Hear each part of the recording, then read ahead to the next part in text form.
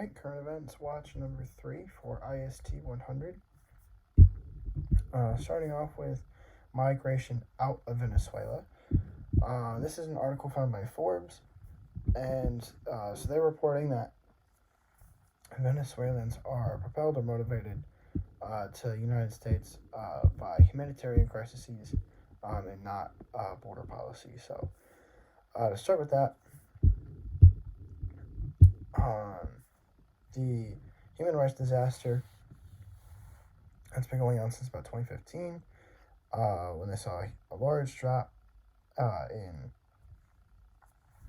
their stock market and GDP, and so it says that Venezuela is a unique case of economic catastrophe. It's the only country in peacetime to engineer a decline in GDP, gross domestic product, of 80%, and that is compared to the 28% decline during the Great Depression in the 1930s and a 50% drop in Germany's GDP during World War II. Going back to 2015, this also has to do with oil prices. When Venezuela's socialist government took on more debt rather than save money. When oil prices collapsed, the government lost access to finance. To keep servicing the debt, the government reduced imports. That resulted in a collapse in the supply of food, medicine, and intermediate inputs, including spare parts, seed, fertilizer, and other items needed to keep the economy going and prevent people from starving. And then it says, and I quote, the economy went into a tailspin because the government tried to control society by taking away economic rights, said Hausman. So, right there you see certain economic policy has affected their way of living and taken away their human rights, and that is why many Venezuelans are leaving.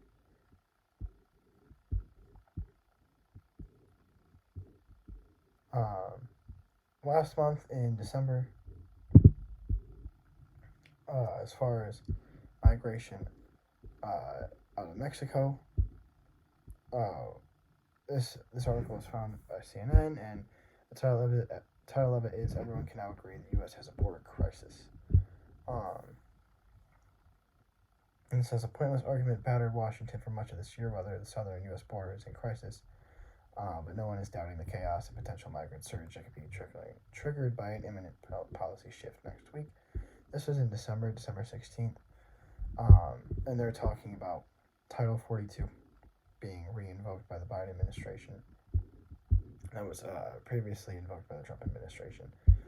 It's a pandemic era title policy that affects immigration, and obviously with the numbers of record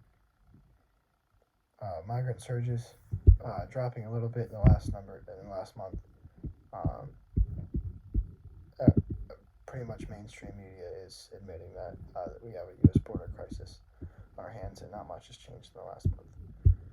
Going into Costa Rica, this happened in, I believe, December, when U.S. Department of Homeland Security and Senator Mayorkas and Costa Rican President Carlos Alvarado signed an arrangement establishing reciprocal commitments to work collaboratively on migration and protection issues. So these issues are generated to protect people that want to migrate from Costa Rica to the United States, and also Costa Rica's border, strengthening Costa Rica's migration police and border police, and also being able to supply resources to Costa Rica as far as migrant smuggling and human trafficking, fighting those, explore options to strengthen existing programs that Costa Rica has for asylum seekers and refugees.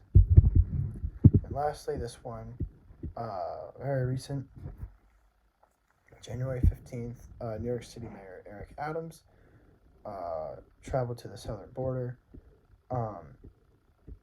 and previously last year saying that after Governor Greg Abbott of Texas was busing immigrants to New York City, Eric Adams said that they don't have the capacity to support them and house them. And Eric Adams says, this is out of The Guardian.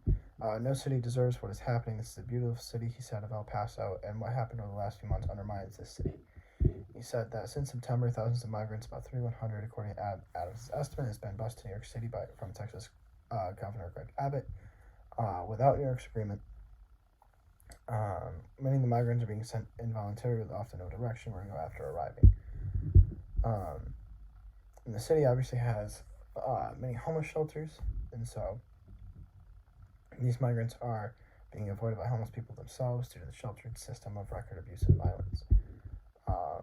Eric Adams recorded that one day over last year, about 800 migrants came in a single day, and that's a New York City record. He suggests that New York is a welcoming city for the migrants, but they need to come with the acute information, and that he is willing to welcome migrants, but at this time it's unclear on whether how much they can help. So it's Current Events Watch 3. Thank you.